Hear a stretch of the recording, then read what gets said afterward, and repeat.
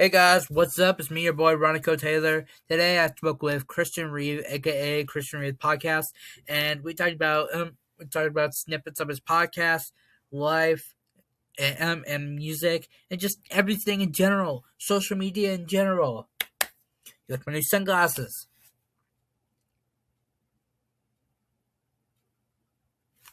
Anyways, I hope you guys enjoy. Please check out all the other episodes of the show. They're all great. They're dying because you won't watch them. And yeah, hi mom. Anyways, hey Joe. Wait. How do I? Hey Joe. Anyways, I hope you guys enjoy. Coming back next Wednesday. Every episode comes out every Wednesday. I'm getting surgery, breaking my jaw in June. So, depending on when this comes out, I don't think it will. It'll probably be like May at most. But, I just wanted you guys to let you know. So, that will be a break period probably during then. So,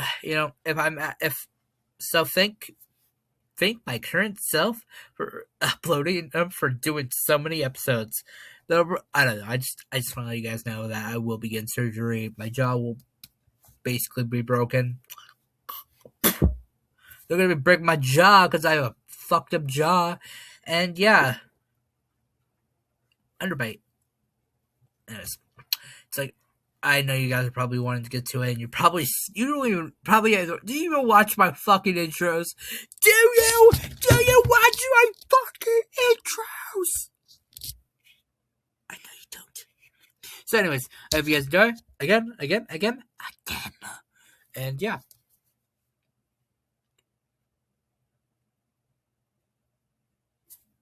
Later.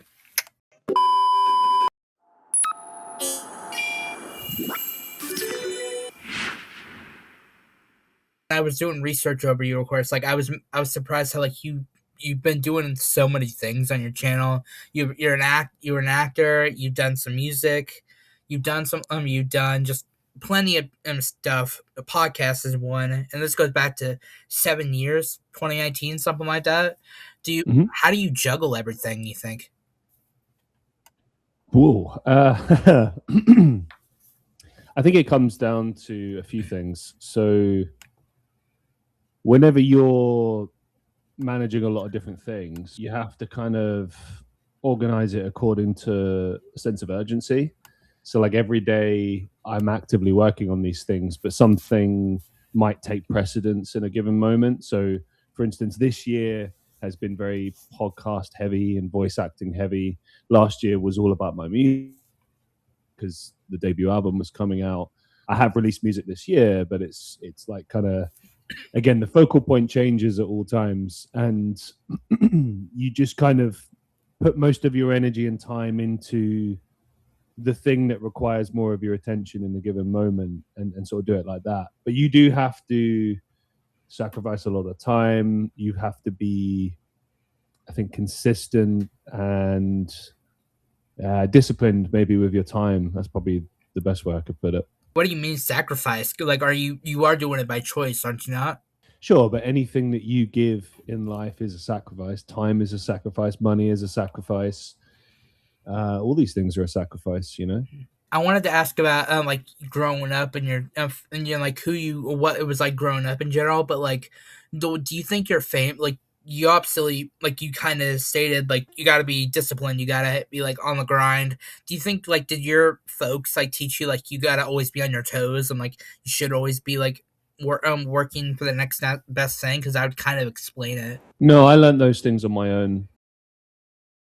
I would say that growing up, I did learn probably a good work ethic from them, but everything I've learned about sort of working on the things that I do has been off my own back and through my own experiences. When that start, you think?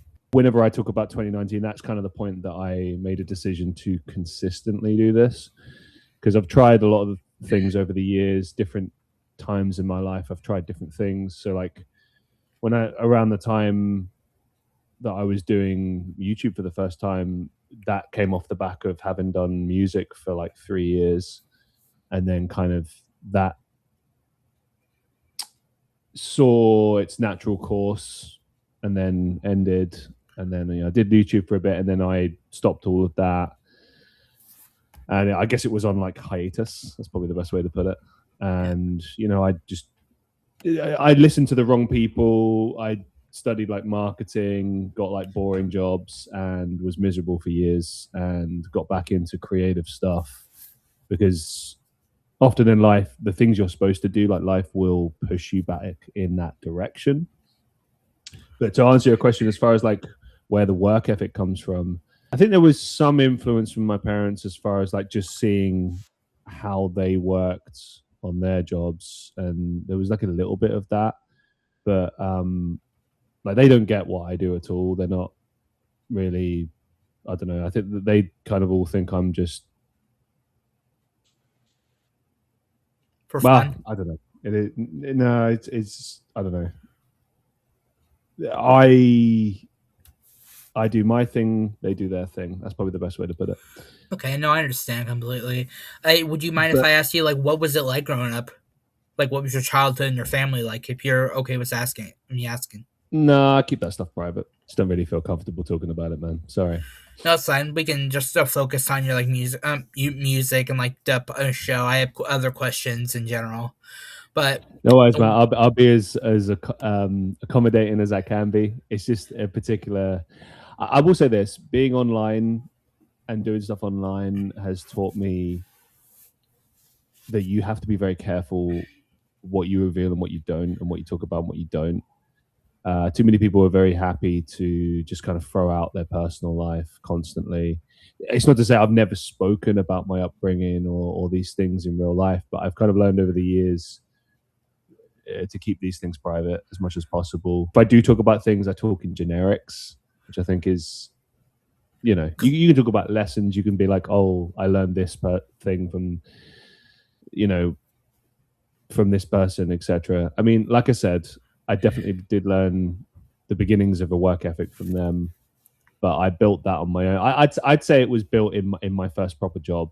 Like I was working in a supermarket when I was like 18, and I was also in a band full time. So I was managing these two things, and it was a lot. But didn't you also mention that like you're kind of like the uncle with all these stories and stuff that you would like, on podcasts and whatnot? Yeah, I mean, how old are you, if you don't mind me asking? I'm turning 19 this May. Okay. So what you'll find as you go through your 20s and you approach your 30s is like there's these different chapters of your life. Like there'll be like 18 to 21, 21 to 25, 25 to 30, and so on, right? And as you look back, you'll notice certain things about yourself change and you change. Certain things you carry with you, but like there are things you let go as well, right? Yeah. And just your general mindset shifts and how you look at things and so on. And when I joke about I'm physically I look older, mentally I feel older, but I've also kind of settled into this role of, I have some responsibilities. I know that there's younger people listening to me, watching the stuff I do. So there's a level of responsibility there. I mean, you look pretty good. You look maybe 25 at most, I think. I'll take that. I don't, but thank you. But yeah, I've got younger siblings and stuff. I've got people that I have to sort of set an example for, at least from, I suppose, how to be responsible about things. I mean, I've chosen a more difficult life, an unconventional life, but I've also made it clear that the reason why I have the life that I have now is that I've tried, quote unquote, what you're supposed to do, and I've tried other people's suggestions, and it didn't work for me, and it made me miserable. And when I pursue the things that I'm supposed to pursue, I'm very happy. So that's interesting, isn't it? And I don't know. I think there's some as far as just kind of pursuing the things that make sense to you. It's not always going to make sense to the people around you. but you just have to kind of follow what feels right for you, you know? Yeah, it kind of goes with the actor, like kind of like where with actors and like who've done it for a while. Like you are an actor, so that kind of goes with it maybe. But like they like a child actor, so like you can't say too much. You know, like you can't put too much out in the wild because like there are gonna be stalkers and shit like that. So like I'm thinking like do you, when did you have you always kind of been like this, or like has it only kind of picked up since you got into more of the creatives? I'll play it as. What specifically do you mean? Do you mean like my personality now, or because you say you don't want to get your like real life like out there? Like when did you like at what point was that like you kind of learned you other than like real jobs I think you mentioned something of that. What was the point where like you decided like no, I'm not like you're not even gonna really give me a sliver, which I'll respect that, of course. again, like I said, like I'm a pretty open guy when it comes to talking about my experiences, good and bad, and what I've experienced over the years. Part of it's a protection thing. Part of it is, yeah, past experiences. People online can be weird. They can be threatening, even. But more than that, I mean, they call it a private life for a reason. Mm-hmm. I think there's this weird sense of entitlement that people have. I've noticed it especially with, no offense, but like your generation, and it's partly your generation, but it's also partly just the internet as it exists today. Because there's people like older than me that act this way too, the generational thing. But there's this kind of thing that exists in society now where if you're online, if you're creating, if you're trying to build something, it's like dance for me, puppet. What happened to you? Bill captured me. He's been forcing me to do cute dances in his cage for all eternity. And I refuse. I'm not just going to do things because people tell me or because they expect it. Like, I always push back on that, because why should you tell people your most innermost details about your life? Like, there's plenty of things that I keep secret that even some of my friends have no idea about. People online, they think they have a good idea of me, and it's like I keep a lot secret because you should. And it's not like because like look, I'm not famous, I'm not anybody, but at the same time, like whenever you put yourself out there, not just in creative means, but in general, if you take a job, and we've all seen this. Well, I don't know if you've seen this, but like you get into a job and you get these people that just tell their life story and tell their personal details, and it always backfires. You should keep things back. You don't have to tell everyone everything. The more people know about you, the more they can use against you, especially when it comes to your weaknesses and the things that really bother you. Like, keep these things to yourself because your enemies can never use them against you. Going back, just posting a funny shorts because I'm trying to break out more TikTok and whatnot. And I was looking at a moment that I did like maybe a couple months ago, and I was like, maybe I shouldn't have said that. Like I agree on you on that part. But does it get ever irritating? Maybe because like you said, you have siblings, like younger siblings. They maybe want to, maybe you and your family. Not that I'm gonna ask you, but like, what if they want to take a photo of you? Does it get a little irritating because they're gonna probably put you out there a little bit? No, because I'm not. I think that's kind of a bit egotistical to act that way. It's more just kind of, I don't know. Maybe I've not portrayed this in the right manner. I'm sorry. Not, like, I'm trying to get it, but I'm not like saying I'm like secretive. I mean, I think if you look at everything I do online, I'm quite open. It's just when it comes to family, my partner, my parents, like it's not anyone's business. It's not really relevant, but I'll share stories here and there that make sense to me. I mean, I like to think I'm a storyteller, and part of that is, your upbringing and what you've learned, I suppose, through personal things. But I tend to focus more on just what I've experienced, because here's another thing as well. when you start talking about family, your partner, etc., you bring them into it too, and like they don't have a choice over that. You've just kind of put it out there. I always say I've shared the good, the bad, the ugly with my life, which normally on social media people only portray positive things because they want to give this illusion that life, their life is amazing and nothing bad ever happens, but that's just not realistic. Like you said, I mean, sometimes we even look at the stuff we've done in the past and go like, oh, that wasn't great, that was risky, and that's just part of learning, that's part of growing up.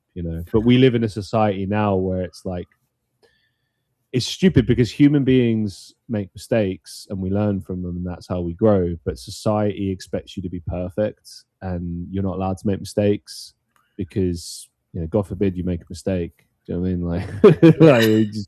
Like, oh, you said this horrible thing like 10 years ago, so you must be a horrible human being. It's like, well, maybe I was just dumb and young. Maybe I was just, I don't know, emotional. Maybe it was like a silly, you ever made a mistake? It's like one of those. It's like, made one like a year or two ago.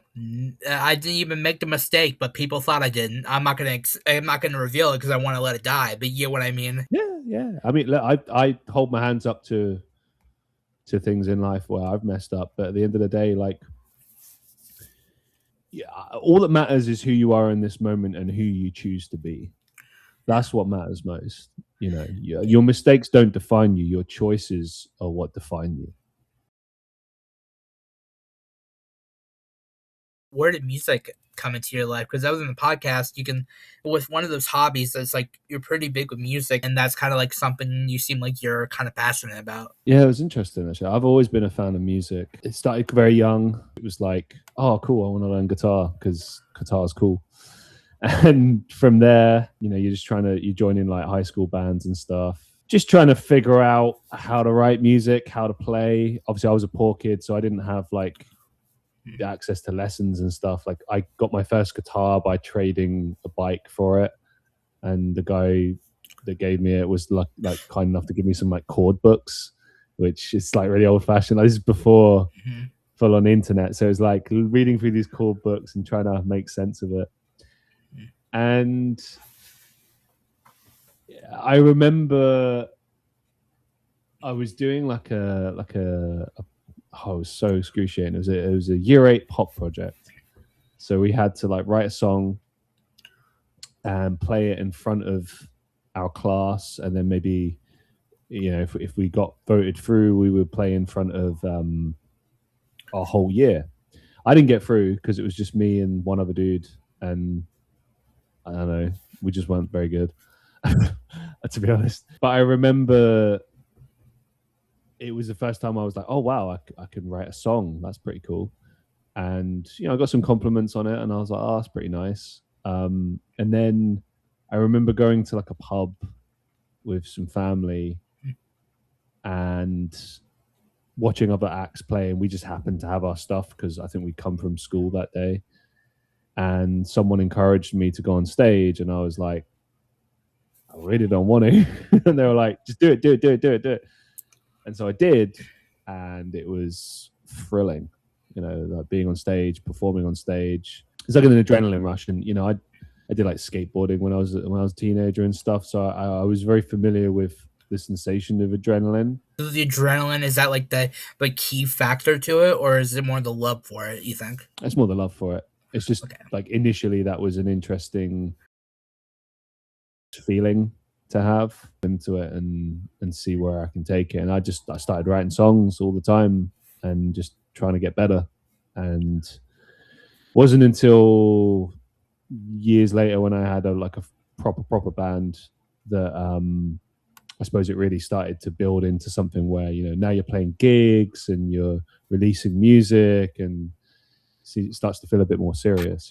I never understood this idea of like hobbies. Like I don't, like, a hobby for me is like something you do because you're bored and you just want to pass some time on like a Sunday. Like gardening is a hobby, you know what I mean? And there's nothing wrong with that, but like with the things that I do that are creative, they're not hobbies. They're like pour my heart and my soul into it.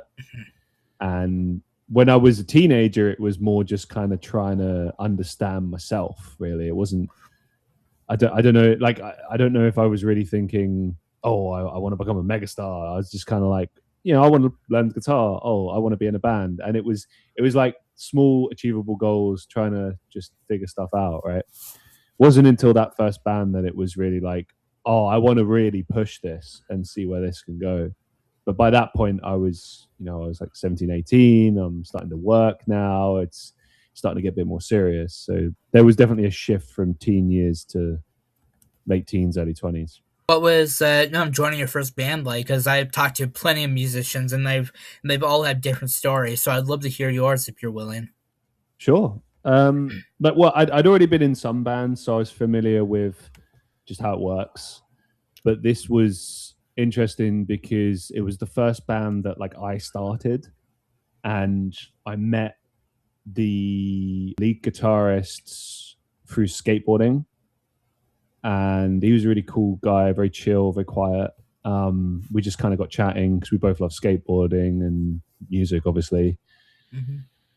And we just started talking about music, and it just turns out he was a really good guitarist. And I think I probably suggested the band thing because I'm normally pretty like forward as a person. Like I just sort of go like, what about this? And he was game. And then it was like, okay, cool. What do we want to do? And we both wanted to start a metal band. We had quite different influences, but we were trying to kind of find the middle point. It was a case of like, who could we find? Well, how can we make this work? I suggested a guy I knew who kind of sucked at guitar, but I knew he would be a good addition because I knew as a person he was good. I sort of placed a bet on him. He ended up becoming our bassist, and he did a really good job. He really worked hard. The drummer was someone that my guitarist went to school with, and I think he was in a year below or something. And I remember seeing clips of him playing, and I wasn't too sure. And then we met him, and I was like, okay, cool, he's in. He seems cool. And then he's like a fish to water. He went from playing like basic AC/DC to like Slayer, and within less than 6 months. It was insane. I don't think I've ever seen a musician like grow that quickly. It was incredible. Like everyone in that band was talented, but like that was really impressive. And then from there it was just kind of like practice, get gigs, just getting whatever we could really. It taught me a lot. It was an interesting time. I took it way too seriously, but I also learned that like I regret like how things ended and stuff like that, but I don't regret the feeling I had of believing in us because I knew that we had something. We did have something, and I was right to bet on that. But the way I went about it was not, I learned from that kind of thing. They joined another short-lived band. It ended after like a year, I think. Bassist went off to do production work, which was pretty cool. And everyone kind of just went off in their separate directions. And, I think the big thing I've always said, like, the thing that told me that they weren't serious about music in the way that I was that we got an opportunity towards the end where we were going to play with a band called Architects. And they're like this huge metal band. And they were big then. And I said to them, like, listen, I know we're kind of at odds, or you're at odds with me right now, but here's this opportunity. Can we just give this a go? Like, I really think we should give this a go. And they'd already made their minds up by this point. They were like, no, not doing this. I was gutted, but I also looked at that like, if they're not serious about like an opportunity like that, they'll never be serious about music in the way that like I am. So like I regret like how I was with them and how hard I pushed them, but I also look at it like maybe some of that was justified because like if I look at them today, like one of them has just fallen off the face of the planet. I hope he's okay. I don't know. One of them still plays. The drummer still plays, but I don't know that there's really. I don't know if he's really trying to push it seriously. It's just like thing he does, and it's great, but it just doesn't. Oh, and like the guitarist, I think is last time I heard he was the only one that actually was pretty consistent. I always kind of had him pegged as a session musician, and lo and behold, he's still a session musician and teaches guitar. And I was like, he was pretty consistent. I'll say like at least he was fairly like, you know, on the nose. But you know, I mean, it was like a million years ago at this point, and when you're looking back at these things, is you can't be too hard on yourself. Like I was like 18, 17 when the band started. Band ended when I was 20. I'm like 32 now. Like it was a long time ago. So it wasn't that far off on the age. Yeah, you know, it's you learn from these things, and obviously as you get older, your frames of reference are different. Like I look back then and I was just very kind of full of energy and passionate, but I also recognized that like there was pressure that I was bringing into the band that they couldn't relate to. Like I was stuck with this dead end job. I was desperate to get out of the job, right? And they didn't have that pressure, and they didn't see that. So it's difficult to kind of explain that to them, because it's relatable, isn't it? It's or relatability. Like you can't all to people because your lives are just so different. Your attitude is everything. Again, like I'd hold my hands up, like my attitude wasn't always great. I think sometimes I push us way too hard. Like I remember there were gigs where I would come off stage and be like, oh, that was awful. And then like the drummer or the guitarist would be like, I mean, we thought it was good. Like we had a good time. And I was just like, no, I was just too in my head sometimes.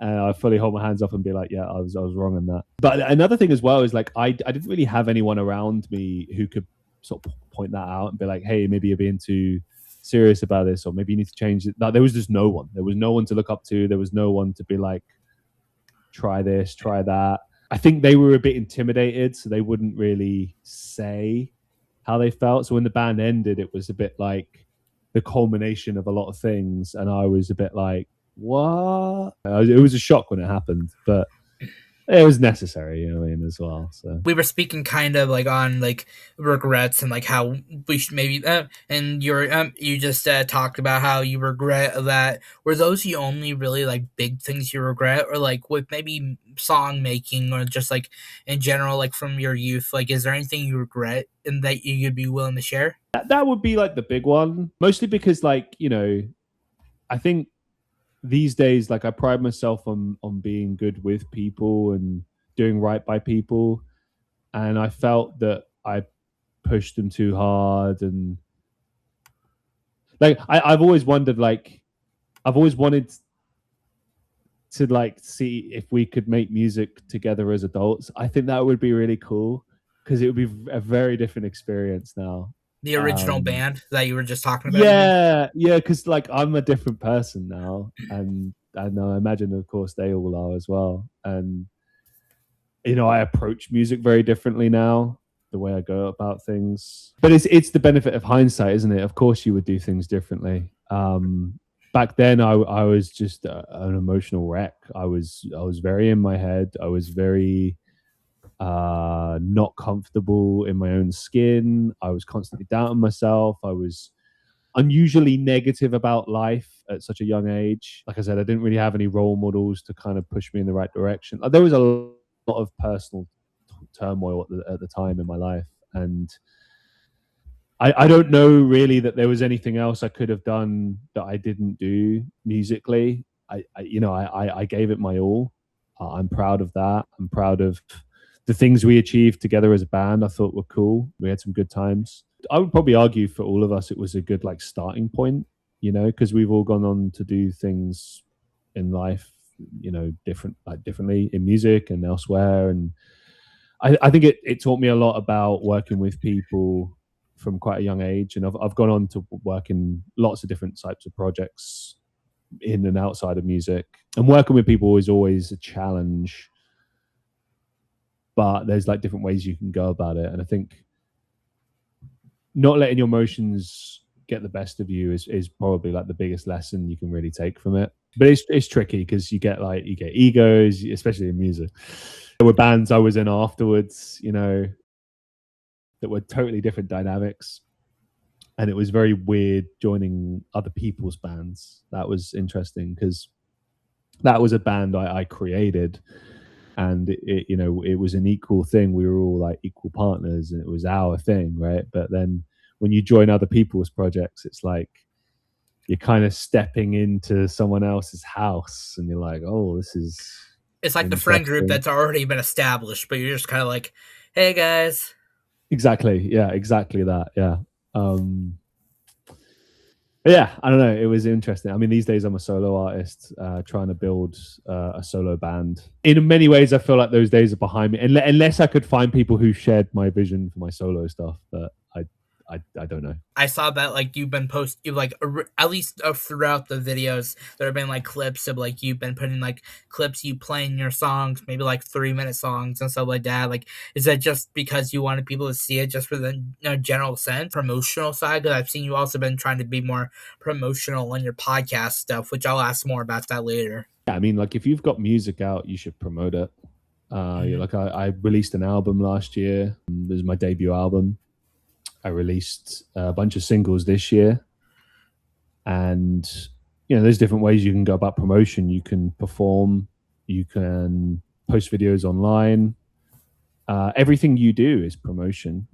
Every day is sales. I remember hearing a quote recently that was like, everything is sales, which is a very cynical way of looking at things. But when you're looking at things from a creative perspective, everything you do is a sales pitch, really. Podcast, that's a sales pitch. I do a live stream, that's a sales pitch. You constantly have eyes on you, and people are judging you, critiquing you, considering you, whatever the case may be. And I suppose it depends how far you push into that. Like you can lean into it and really post regularly and try really hard, or you can just be lazy about it, and there will be consequences to both. I try to be quite active when it comes to posting different things. Like I said, last year was very promotion heavy on the music. This year I've kind of held back a bit. I still post, but I'm just kind of focusing more on other things at the moment. I think I've been very much music wise. I've been trying to work on the stuff I've already done in the studio and get that out, but it's like an ongoing thing. And the long-term plan is album number 2 and trying to get that produced and made and everything. And that's still trying to figure that one out, but I've written it, so that's something. Let's talk on your show or podcast. How do you like to call it? The Christian Reeve Podcast. Okay, then. Like, what's the story to it? Like, I don't want to assume, but like, I'm assuming it's just kind of like it was quarantine. It started like around 2021, and you were just bored. Is that what it was, or? Nah, I'd wanted to do podcasts for years. I listened to podcasts since the 2000s. I was a big fan of like the Ricky Gervais show and shows like that, and I found the medium to be amazing because it was like radio, and I used to listen to like talk radio, and I was really invested in that. And I just always thought it was something that I would like to do one day. And when 2020 hit, there was a bunch of people I knew, content creators online, and obviously we all had a lot of time. Yeah. So I formed a very short-lived podcast with them, and it was the 3 of us. And we loved it. It was a lot of fun, and it ended very, very quickly after like 7 episodes, and they just decided they didn't want to do it anymore. I wasn't willing to stop. So I was like, okay, well, I have like this crappy microphone. It sucks. And I've got like, I don't even know if I had a proper camera or if it was just like a laptop camera. I can't even remember now, but like I had the basic bare bones to do a podcast, and I was like, right, I'm going to do it. I don't care. I'm just going to do it. Mm-hmm. And I didn't have a plan. I knew I could talk. I knew I could structure a show and just talk for a long time because I'd been doing videos for a while, and I was streaming at that point as well on like Twitch and stuff. So I was familiar with doing like long form content, but I did not anticipate how much work a podcast is to do on your own. Yeah, that's the one thing I'll agree. I think everybody's done that. Like, it takes at least a day or two to just edit, so it's not just like an easy peasy get out there, you know. No, I mean, I envy people that have teams because like, I couldn't. I give anything to have a team of people. Like, it's just me, and it's. But I'm so too much picky. I think I only know how I like it. I feel so, you know. Yeah, but you could pay someone to do it, and then you wouldn't have to edit ever Yeah, again. but then every man. time I'd watch it, I'd be like, because I'm basically making it just for me. I'm my own fan, but I'm whenever I go up, I'll be like, but like I didn't like the, you know, like I'm the only I'm the person, like I'm just nitpicky. I'm in my head as always, but I'm just thinking that's the only reason I could. If I had the money, I don't think I could. Maybe like for audio and like stuff like that, but just like in general, I would have to do that, you know. I was doing this show, and I was finally getting to do the podcast after all these years, and I kind of hit. I mean, I felt like I kind of hit the ground running as far as like understanding how to structure the show, because the first like episode or two, the first episode was just me, and it was a YouTube video that I did, and I decided to just kind of do it for a podcast as well. And it worked out well. It was like life lessons of being like a 27-year-old or something. And then from there on, I immediately found interest in guests. Like, people wanted to be on the show, and I was like, wow, cool. Some people I knew, some people were just like people I found on Reddit or whatever. And I realized like, oh, I could interview people, and this could be part of the show.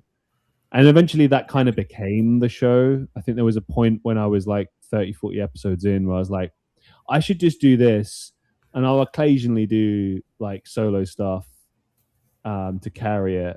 But I really like this interview style and like meeting people and like the dynamic, like how different every show can be. And of course, when you get like repeat guests as well, like you get people where you know what kind of chemistry you're going to have. So you save certain ideas for that. Or you just have people come back every year and just like re-interview them and stuff and check in with them. But no, for me, it was a passion for podcasting, for the craft, for the love of the game. I do obviously want it to succeed, but you know, it's been 6 years now, so I don't know. But I set myself a goal of doing it for at least 10 years. What are we in now? 2026, so 4 years to go. After like 352 episodes, 6 years, I am a massive fan of podcasting.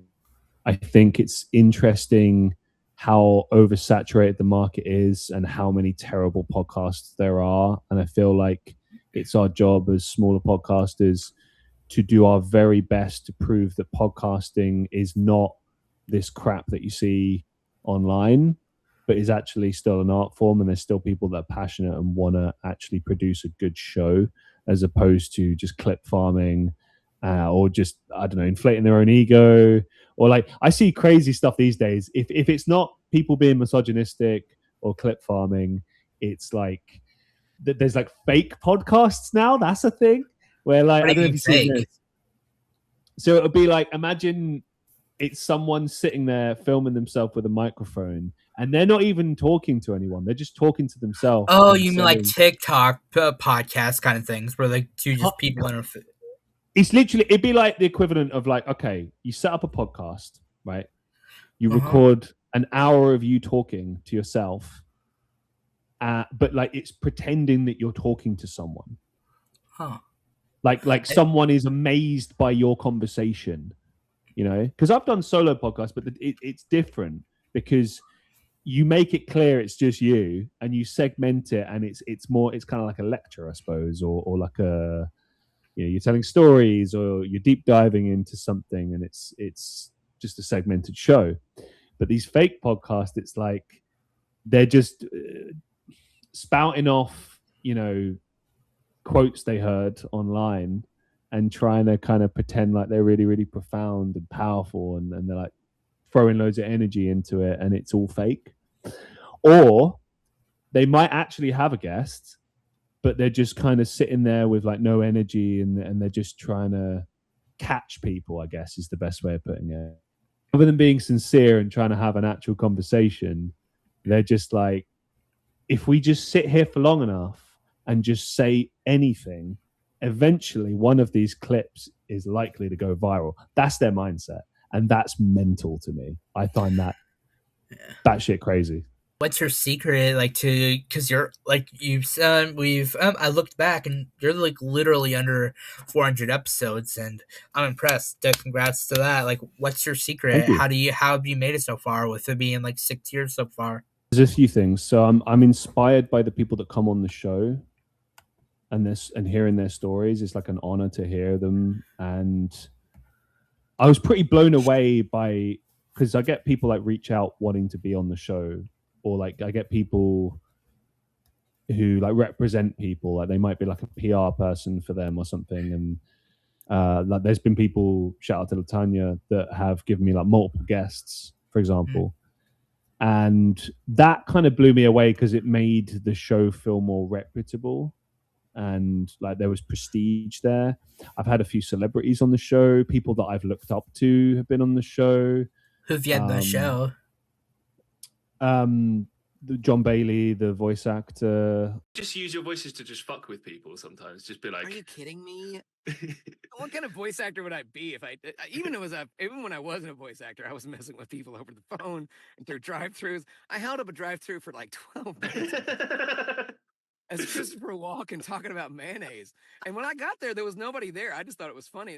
Ian Lee, the broadcaster and a TV personality, and then like a handful of content creators like Just Nate, Princess Etch.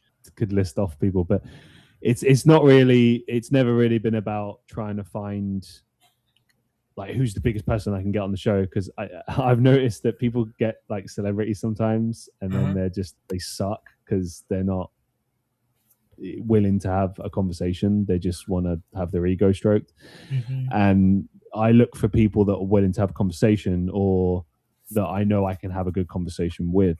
But like it kind of obviously lend a bit more credibility when you've had some noteworthy names on the show. But I don't get too caught up in that, because that gets too much into society's obsession with like numbers and status and everything. Like I don't care about that. Like, oh, who's the biggest podcast guest you ever had? I can tell you this, it wasn't the best show. So there you go. Trying to give people the best interview I possibly can, and trying to put on the best show I can. And that's a big motivator, I think. Like I said, hearing the stories is really inspiring. You know, there's a bunch of shows where I've stopped at the end and I've just been like, this is why I do podcasting. And my guests seem to always come off feeling like, oh, that was a really great interview. Thank you so much. And that means a lot to me to hear that.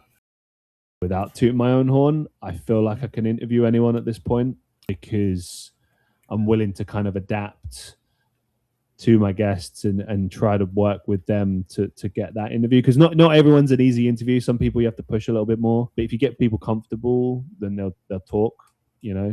Some people just love to talk and you don't even have to do anything. But yeah, I don't know. That'd be some of the reasons I think why I love doing the show, and why I'm sort of still invested after all this time. No, 100%. I've had, at this point, I've had two of like what they're not celebrities, but like I've watched their videos for a while, and like that was like the highlight of my, I don't know, I was gonna say career, but that's not. But basically, like I was saying, like I had two people I've watched for at least a couple of years now, and I'm like every time I'm trying not to stutter, and so that's like a bad thing. But it's still an honor to meet them. Oh yeah, for sure. I know the feeling. Like some of the people I've interviewed that are on the famous side, or some of my heroes. I had to say, I remember episode 10. I interviewed a musician from Estonia that I'm a big fan of, and it was very last minute because I wasn't sure he was going to come on the show, and then he did, and he was there, and I was like freaking out. I was like, oh my God. And I had to just put it aside and be professional And it worked, and I was able to do it, and I was like, oh, that's cool. And we had a great sort of just dive into his career, and it was a lot of fun. I remember feeling stoked that John Bailey considered me a peer as a voice actor, because we're both voice actors, but he's like a really successful voice actor who's been doing it for over 20 plus years. And he, like, I remember watching videos with his voiceovers in them, like the Honest Trailers account is his voice, and how it should have ended. I think he did a few for that, and he's done like movie trailers and stuff like that, and he's worked for Marvel, so he's done all these like cool things, and he's on my show, and like I got him to do the intro, which was really cool in his voice, and I was like, this is surreal. Even after all this time, it's pretty cool. Like, you get these little moments that just, I don't know, it's fun doing a podcast. I think if you do it for the right reasons, it'll always be fun. 4 years left on your contract. Is there anybody left you like you just wish that you could have? Because like I'm not ever, because like one thing that really pisses me off is like when I tried hitting up a music, like an actor, and they said we'll do it, but you have to pay me first. Yeah, rule number 1: never pay anyone to be a guest on your show. That's ludicrous. There's some wrestlers that I reached out to, and they tried that with me, and I was like, all the podcasters I look up to never pay their guests, because the promotion is the show itself. And you know, I've received some criticism from other podcasters about this, but I thoroughly disagree with it. I don't think you should ever have to pay someone to be on your show. Like, who's the one who does all the work? The podcast host. You do all the work. You do all the research. You put the show together. It's your time. You know what I mean? Mm-hmm. Like, they just sit there and answer questions. And, you know, if the show does well, both parties benefit from it. You know, the celebrity gets maybe more work, more attention, newsworthy, you know, they get more attraction on their name. It was his most successful show, and they did with it, and it definitely benefited both parties. I resent this idea of ever paying anyone. I can say this now: I will never pay anyone to appear on my podcast, because it's free promotion. I think that's the way you have to look at it. Like, I know it's beating a dead horse at this point, but when you're on a podcast, it's all about you. You know, like when this goes out, it's promotion for me. So like, it's free promotion. You got to pay good money to get promotion, man. You know what I mean? Yeah, of course. Like, I'll say this: I want to continue it past the next 4 years. I just want to get to 10 years, and then I can always be like, I've done it for 10 years. But I don't know that I'll end it then. I think I'd have to sort of reevaluate once I'm there. As far as people I'd love to see on the show, I always just keep it open. Like, anyone who's willing to have a good conversation, come on the show. You know, there's no one in specifically I'm looking for. I'm open to people that want to have a good conversation. You know, that's always been my kind of thing when because people have asked, like, oh, people discount themselves, they discredit themselves. They're like, oh, I don't think I'm interesting enough. I'm like, that's nonsense. Everyone's got a story to tell. Everyone knows something that you don't know. If you're willing to have a conversation, we can make a good show out of it. Is this like your job, or are you like, do you have some other type of job on the side? The life of an artist means that you bounce between a lot of different jobs. So I don't have like a day job. I don't have a specific job. I just kind of bounce between whatever I can find and hope for the best. Mm-hmm.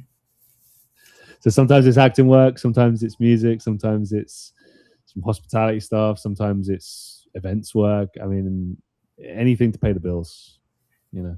So you don't stick to just like a retail job or something like that? Nah, man. Been there, done that, won the t-shirt. You have to understand, like, I've done full-time jobs in things like retail, marketing, sales, recruitment, you name it. And I just can't hack it. Like, I'm not that type of person. But ask me to do fucking podcasts every day of the week, acting, music, ask me to do all that stuff. I'll work crazy hours. I'll do it for free. Like, that's how passionate I am about it and how much it means to me. But like you asked me to work like 4-hour shift doing something I hate, and it's to me that just feels like an eternity. I obviously we've got to do what we got to do to make the bills paid, but I'm always focused on creative stuff first. Everything else is second, and the money, one way or another, I'll find it. Does scheduling get tricky with like guests? Because like for anyone who doesn't like know, we're like several hours apart. We're like it's probably 9 o'clock your time, something like that. Like going up like it can be difficult even going for me even though I just have school and like work is maybe a side thing. Like is that tricky on your end? It's not tricky for me because I'm used to being flexible in general and being flexible around people. I've had a lot of guests from the United States and from all around the world, and with the States, obviously that's where the biggest gap lies. I had like 1 or 2 people from China and places like that. So what it means is you kind of have to look at the available times and find something that meets in the middle for both parties. I find anyone that's on the West Coast, that tends to be, or is it East Coast? No.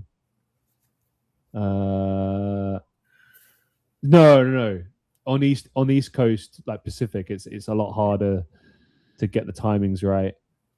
Whereas if they're like New York based or something like that, that's a lot easier because it's only like a 5-hour difference. So you can do it at a more agreeable time. Like I never do shows this late normally. I'd always do it like midday my time, only because I just want to be like fully alert. So like right now I'm loaded up on whatever I could get, like just so I'm awake. But yeah, I'll probably crash tonight. It is a challenge. But you find a way to make it work. You work around your guests, and you just try and be as flexible as you can. That's the best you can do, really, isn't it? Yeah. And obviously, I wouldn't show up. Obviously, I wouldn't. I try not to do anything past like 3 p.m. at most. My time. But like it was kind of hard, so I apologize for that. But you get what I mean. We had to kind of make a sacrifice here. It's always a sacrifice of time, for sure. Yeah. Would you? Do you think like? I don't know if this. Honestly, I'm gonna be real. I had a question that like says, "What is the UK like?" and I can't tell if that was a joke or not. So I'm just gonna skip it unless you want to actually answer it. What's the UK like? What's the US like? Crappy, but that's all. But I'm still on my trial period until I'm done with school. It's too broad a question. Yeah, because like where do you even start? Like there's so many things to focus. Like I can tell you bits and pieces of Britain. Like yourself, it's not great living here these days, but there's a lot of different layers. It's like human beings. It's there's good and there's bad. I can tell you it's very different to the States because I've been to the States. I know how different it is there. But yeah, I don't know. Like, if you have specific questions, I can answer those. But it's too broad. It's too broad a question. I would never expect anyone answering that type of question to have a legit answer as well. No, because that's why I ask you as a joke, like, what's the US like? There's so much to talk about. Where do you start? Or there's famine. There's bad jobs. What are you gonna say? Not that it's all bad. But you get what I mean. No. Yeah, but sure. Like going besides that, obviously, I don't want to spend the whole time on that. On YouTube, like you're probably aware of the niche thing where like it's probably the best idea to like people want you to stick to one niche, like whether it's podcasting, stick to one niche and do that, or it's just some other thing.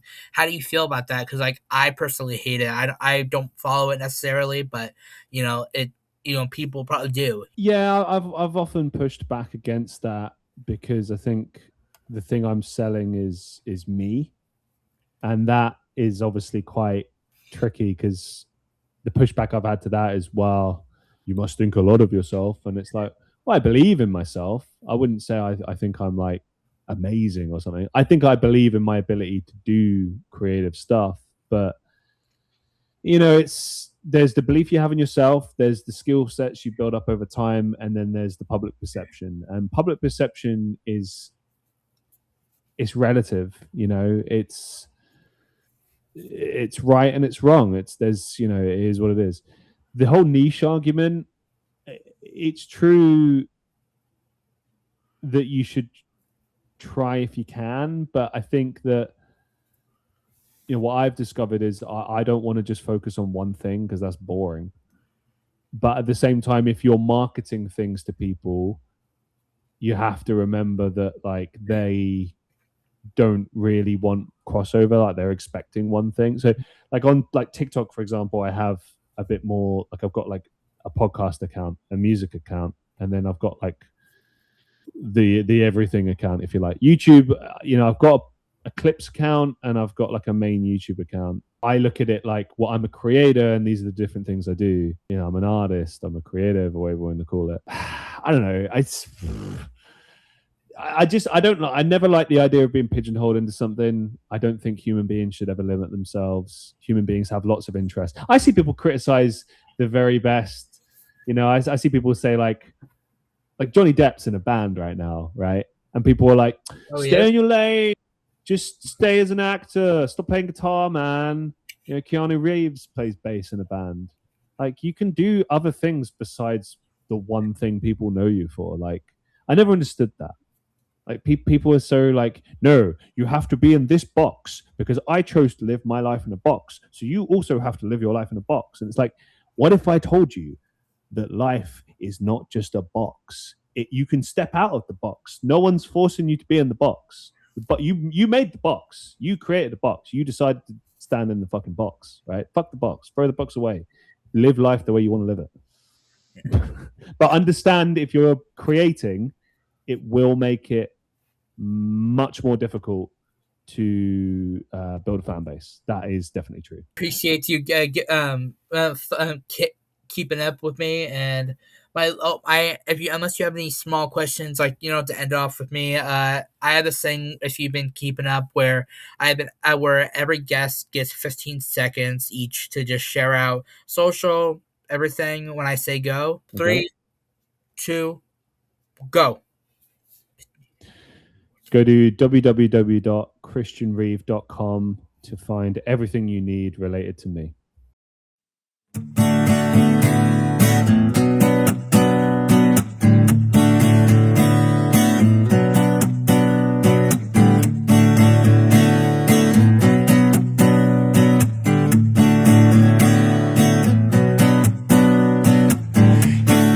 Down by the water, that's where I always find my fear, 'cause I'm just floating on a wave.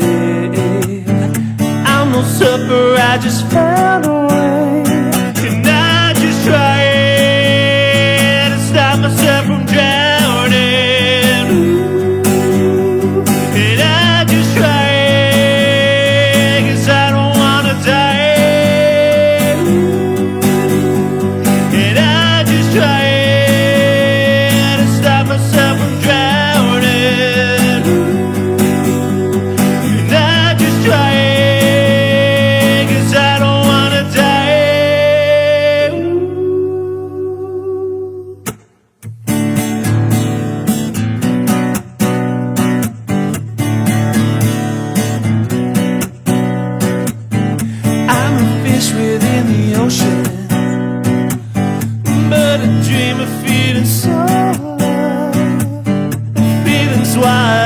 Searching for riding waves till the floor.